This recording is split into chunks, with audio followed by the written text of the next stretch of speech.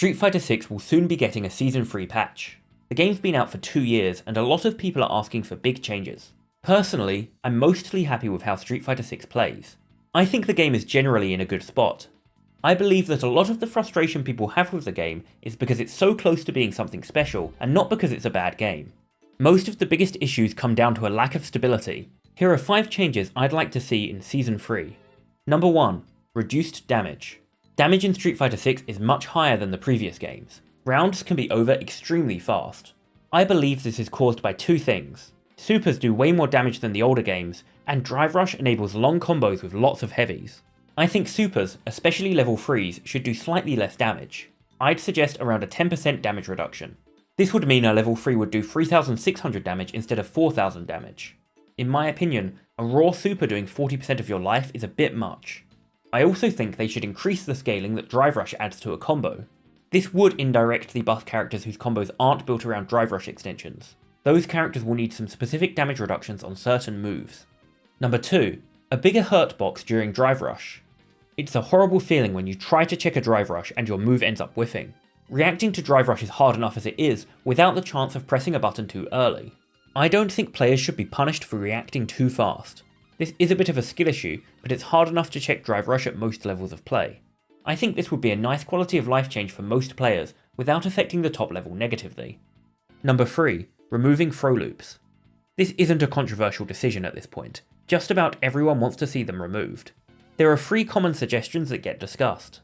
Increasing the distance from the opponent after a throw so you can't get back into throw range before they wake up. Reducing the advantage after a throw, effectively doing the same thing.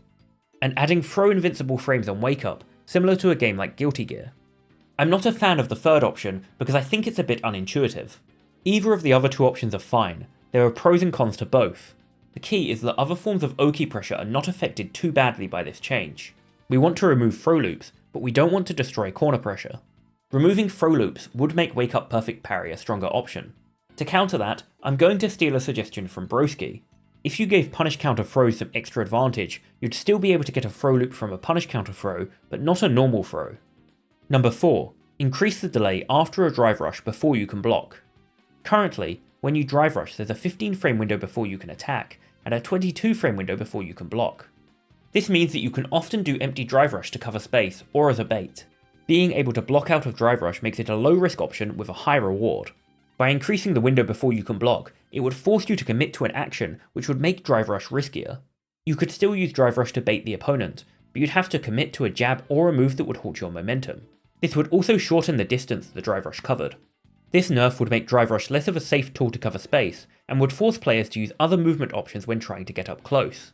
I think Drive Rush would still be a strong neutral skip, it would just be more of a commitment.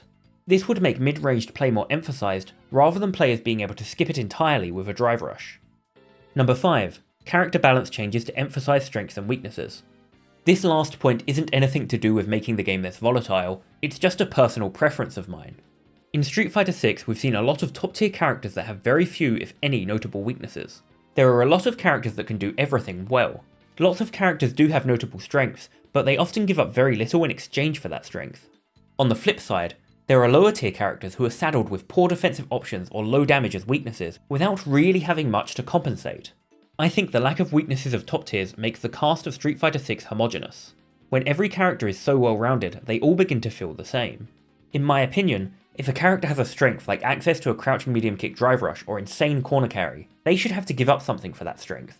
This would make the characters more varied, although admittedly it would make them harder to balance. Again, this is personal preference of what I like in fighting games. Other players will like that Street Fighter 6 has a wide array of characters who, while feeling slightly different, all have access to a core set of tools. That's the end of my personal wish list of 5 changes. There's been a lot of good suggestions from a lot of people about what they'd like to see changed. My personal biggest issue with Street Fighter 6 is the volatility. It's a game full of high risk, high reward options that can end rounds quickly, and I'd like to see that get toned down. Street Fighter 6 has been a massive success. There's a risk that by lowering volatility, you create a game that's more stable competitively, but also less exciting to play. Let me know in the comments what you'd like to see changed in Season 3. Thanks for watching. If you enjoyed this video, make sure to like and subscribe, and I'll see you all next time.